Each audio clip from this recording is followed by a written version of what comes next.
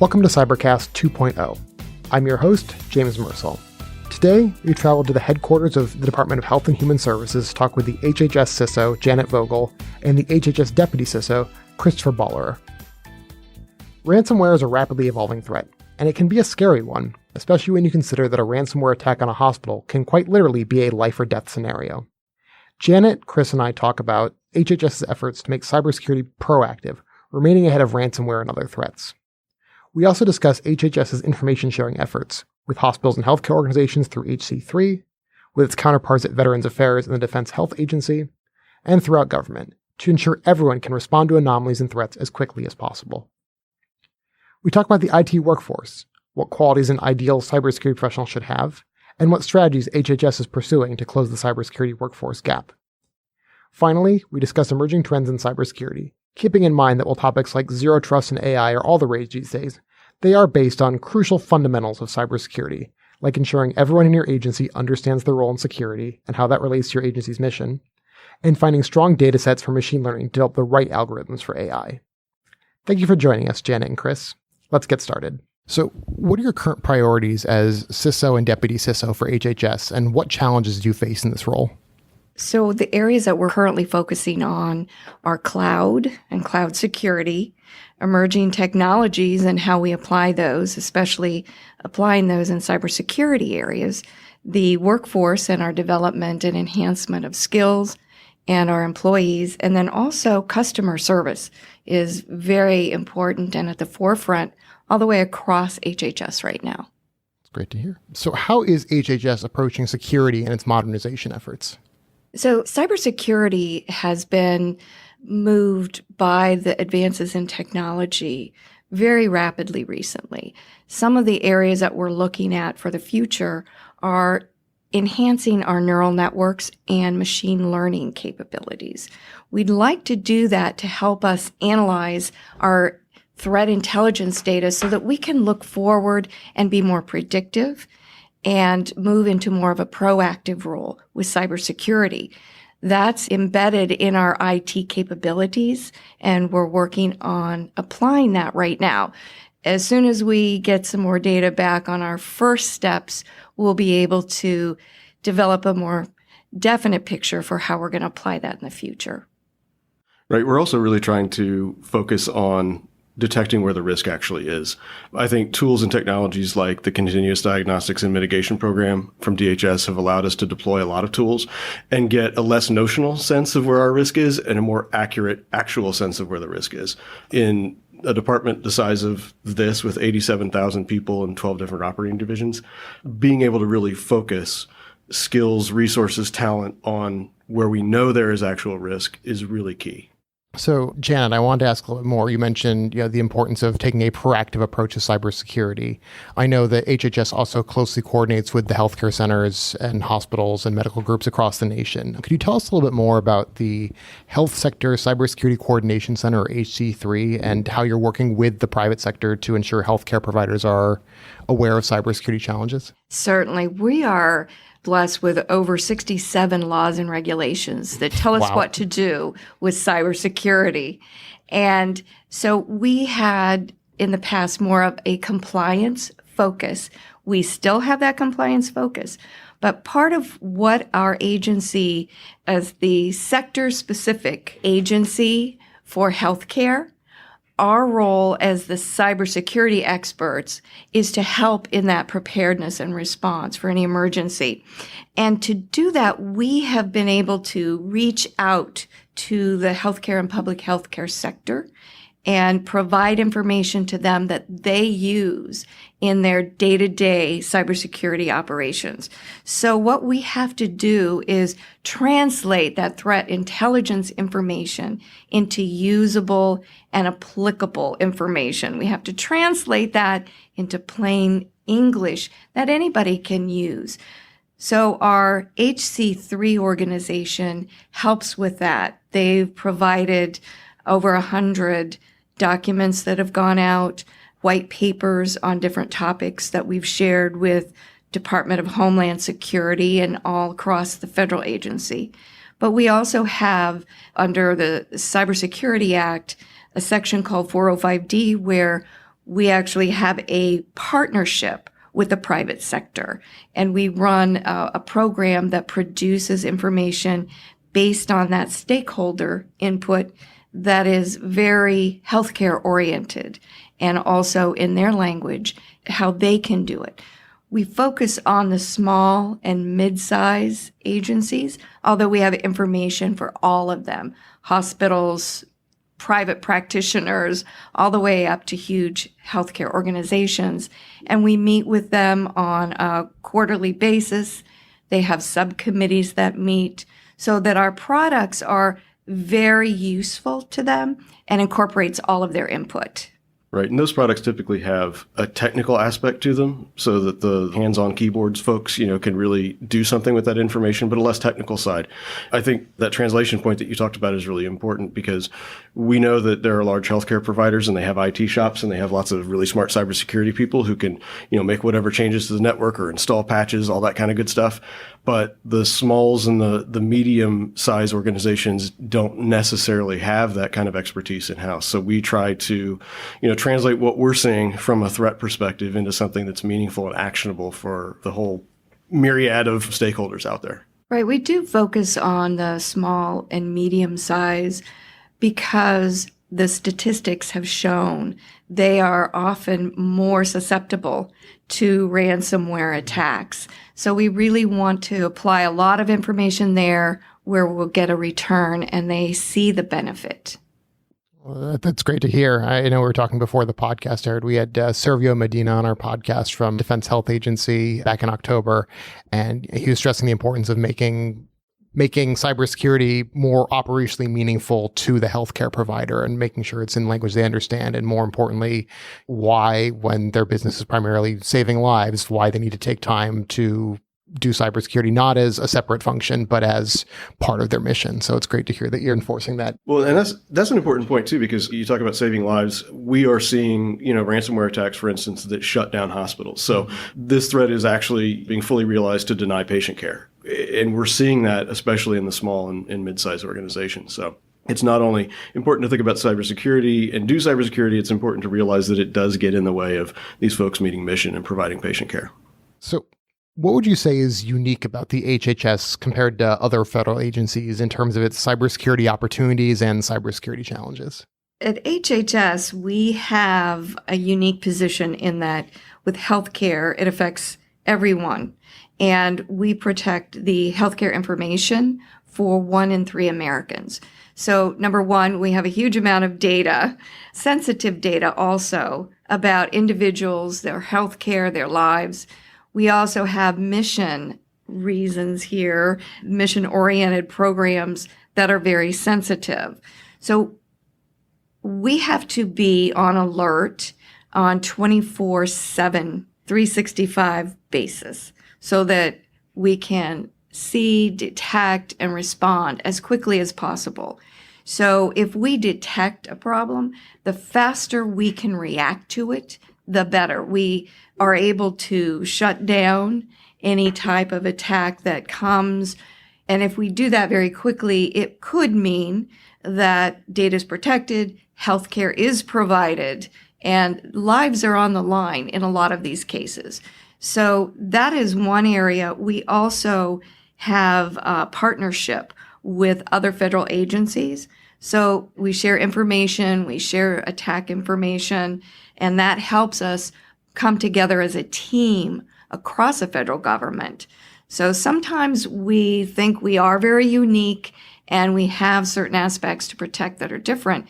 But in some ways, we're also sharing those needs with other federal agencies, and working together is the way that we can be on the same team and make sure that we work together and weave that fabric of security even tighter. Yeah, I think at one point I had like 3 separate credit monitoring programs set up for me because of all the data breaches and, credit card numbers getting stolen, all that kind of fun stuff. I think about HHS, and credit card information being stolen is a nuisance, and that can be monitored. But I think there's nothing more foundational than the information about your health. I think when we all walk into this building every day, that's what we're really committed to, because to us, I think there's nothing more important than protecting what is very, very sensitive and very, very personal information. I'd say you're not alone on the credit monitoring front. I have a close friend who, I think this was about a year ago, had his credit card stolen. Thankfully, the bank caught it, sent him a new one. And then while it was still in transit, somehow that number got hacked too. And like, we're going to send you a second one. Please, as soon as you get the first one, cut it up, throw it away. I think it's key that you're mentioning the importance of healthcare and how that is the mission. So thinking about data, and Janet, as you said, HHS does manage the data for 1 in 3 Americans when it comes to healthcare.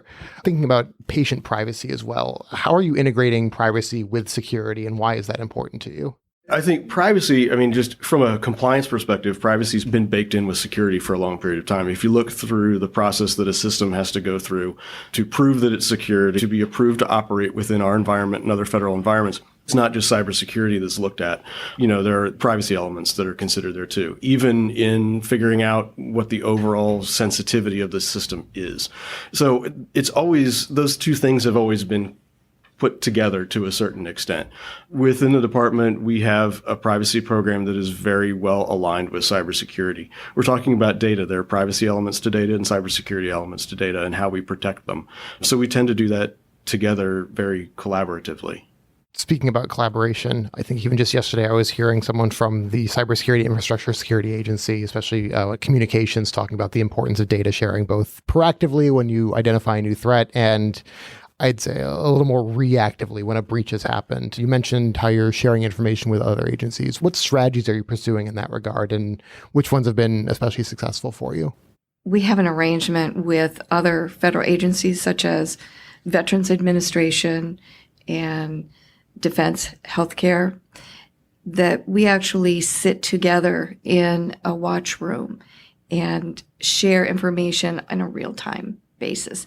That has helped us be able to say, we're seeing anomalous behavior over here. Are you seeing it over there? Immediately, we get a response. We share, we look at it together. Sometimes it's unique, sometimes it's not, and it's common to everyone. That automatically triggers the next step in our operations procedures. Who do we notify? What is it that we're seeing? What actions do we need to take? So in our data sharing, we also report through Department of Homeland Security incidents as they're happening. What we've worked out is an informal call tree that we alert other federal agencies and those interested parties with what we're seeing. We often refer activities to the Office of the Inspectors General and to the FBI so that they can take the further action on it. We find information, we share it, confirm it, and if it is something that needs law enforcement involvement, they take it over from there. So there, in an ongoing basis, usually several activities that are going on that once it's in their hands, we aren't able to really talk about it in ongoing investigations. However, through our partnership, last year, we were able to contribute to the eventual arrest and prosecution of a hacker that was causing trouble across multiple federal, state, and local agencies. So that's our reward, so to speak, in that we were able to help identify a problem, get it stopped, and then that data was able to be shared with the prosecuting arm of the government. So moving on to workforce, a perennial issue for cybersecurity professionals, both in the public sector and the private sector. What do you think is the most important quality or skill to have working in federal IT? And what is HHS doing to increase hiring and retention of IT professionals? So one of the major qualifications are someone who is actively engaged and excited to solve problems and put the pieces of a puzzle together so that we know what's going on. That means we have to rely on a lot of technical skills and a lot of experience. And to get there, anybody could become a cybersecurity expert. They just have to have that interest and that spark that makes them want to learn. The pressure that IT, the rapid evolution of IT has put on the personnel is not only do we have to keep our skills, we have to improve them. We have to continually learn what's the latest thing, what's the latest hack, what's the latest solution. And we have to be on our toes to constantly learn. So someone who is actively engaged and excited about learning, cybersecurity would be a great place to be. We also try and rotate people around, and that gives them a different perspective of cybersecurity. It's not just the technical answer. It's what does it mean to the people and the business that they're conducting? How do we integrate this with accomplishing their mission? How does cybersecurity support that and not get in the way? So being sensitive to our customers and stakeholders is very important. We are looking at additional training. We provide training for cybersecurity credentials, certifications, and we also encourage our people to get involved in related topics, to speak, to attend, and to share. Those are really the important things that a person would need to bring. And we really do find, I would say that our turnover rate is very reasonable considering the industry, and we're working really hard to keep it that way. Yeah, I think the key challenge that we tend to face is not necessarily holding on to the talent that we have, but finding the talent. This is a particularly challenging area because, and Janet's heard me say this a ton of times, that we can only pay so much. We can only pay for talent, so much too. So as a government, we're forced to compete with private industry. And around here, cybersecurity is a really competitive field. And then I think we also, when you think about cybersecurity, you don't necessarily think about HHS, right? You think about DHS and NSA and CIA, FBI. Right. All the cool 3-letter agencies. So we have to really help people understand how great a mission this is. And that, as we were talking earlier, your healthcare information is really foundational, really, really personal. And so getting folks to really understand that they're a part of this mission to protect not only 1 in 3 Americans' health information, but their own. But that's not obvious, right? So we really have to go out and pound the pavement and talk to people about what an incredible mission this is. Absolutely. Thinking if I were fresh out of college, someone looking to get in the cybersecurity field, between helping to protect the data for 1 in 3 Americans or ensuring that the legal and regulatory boxes are checked on a new app, I might go for the first one, even if it's not for a full-time career, knowing that I have that on my resume. I help protect this much data. That's a huge way to start your career. Yeah, I agree. Absolutely. In your time as a federal IT professional, what trends and evolving threats have you witnessed? And what about trends regarding the solutions to those threats? And do you think those trends are changing? When IT came on the scene to help the business conduct and achieve its mission, it was a very helpful tool. And one of the trends that I've seen over time since then is a trend to modernize. And we in this field have had to continually modernize everything that we do based on the advances in technology, the ability that we have now, the compute ability to apply that in multiple situations. With cybersecurity, it was in more of a let's protect and defend mode for a long time. And recently, as we have accumulated data and improved our compute ability for analytics on that data, we've also seen an advancement in the application of that to automate all kinds of functions. It's also opened the door for cybersecurity hackers to come in ways that were never there before. So our shift to being more proactive, predictive, looking for the threats and stopping them before they happen has been a major shift. We're looking to move to a posture where we don't have to just sit there and react and defend, but we're able to constantly protect the perimeter, share that information, and respond to it very quickly.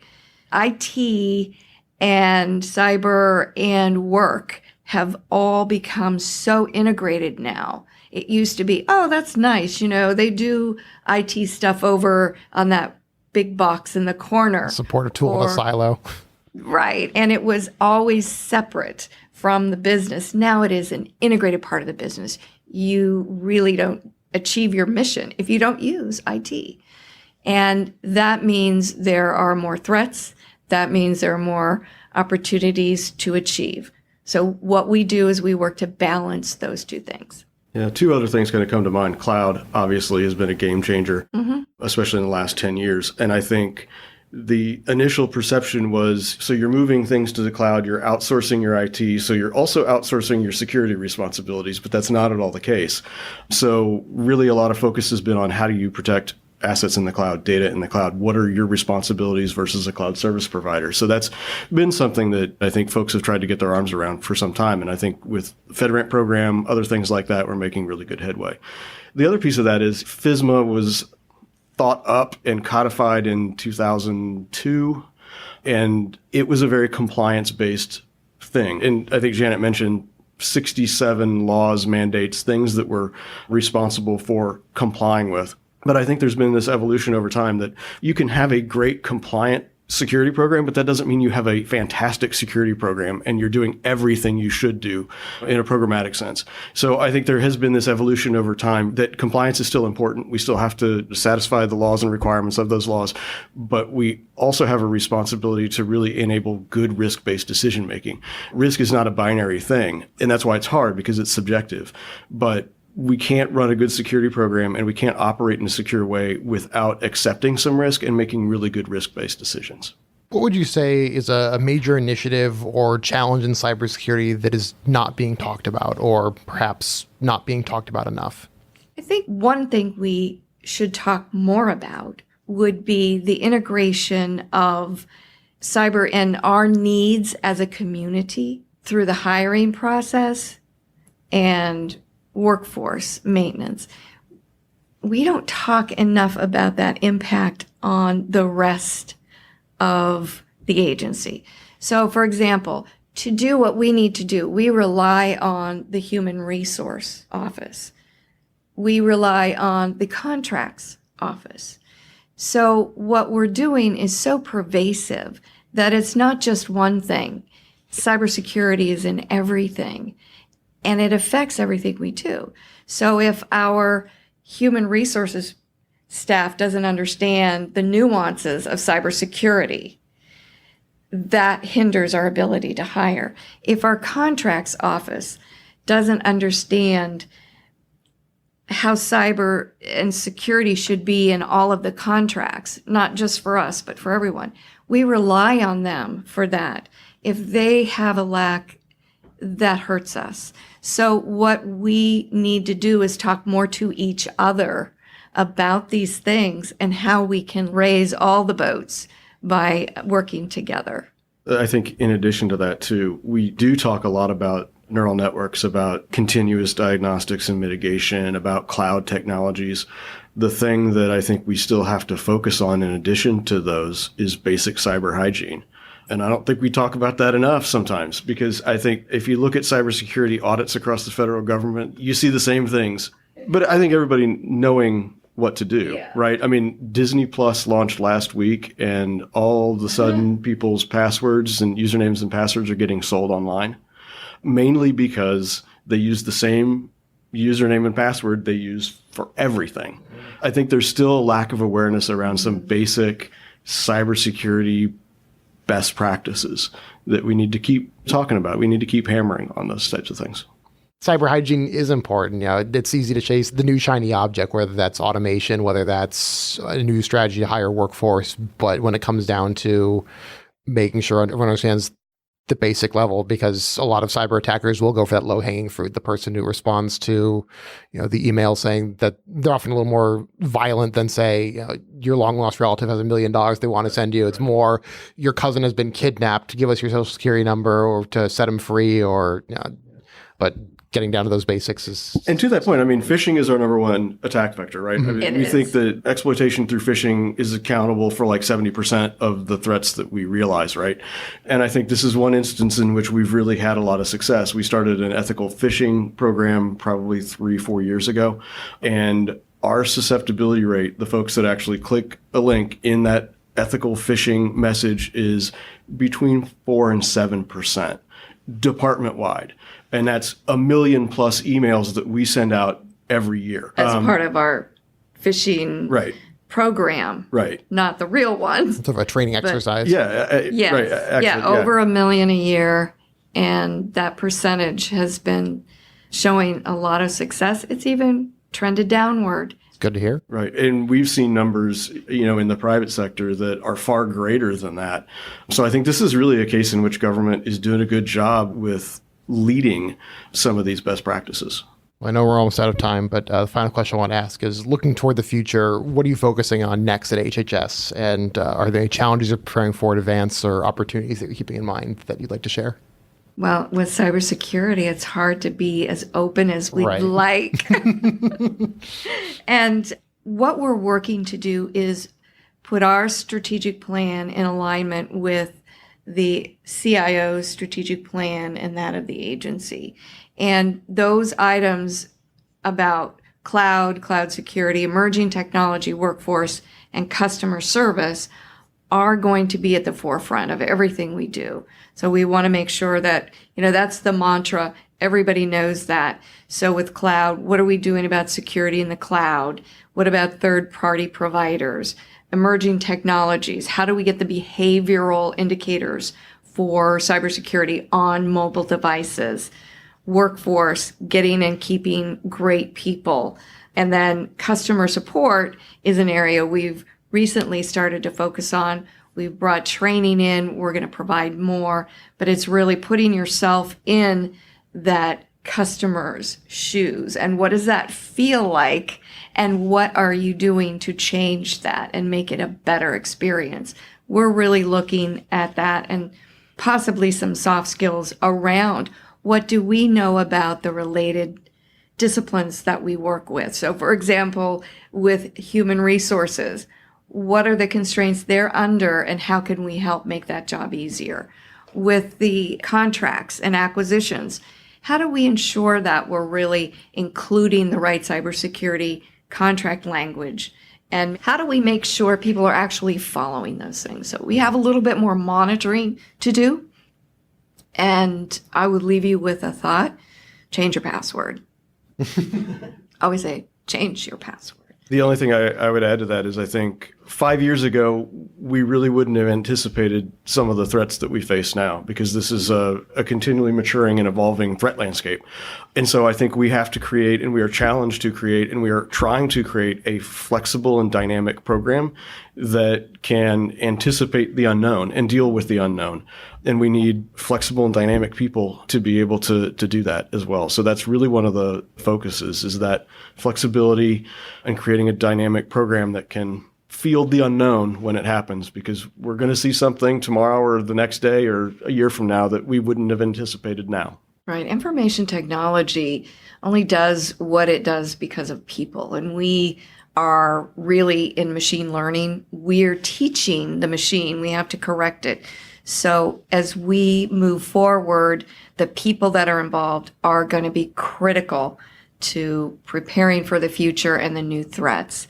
And in cybersecurity, our success rate, right? How do we know we did a great job? Well, nothing happened, right? So we do have metrics. We do watch that, but we hope nothing happens. And the reason that's possible is the great people that are focusing on these problems and looking forward. Well, thank you again for your time. Those are all the questions I have. Is there anything that I didn't touch on that you want to cover? Or I know we're probably past our time already. I would just recommend that you change your password. Yes. Change your password. Yes.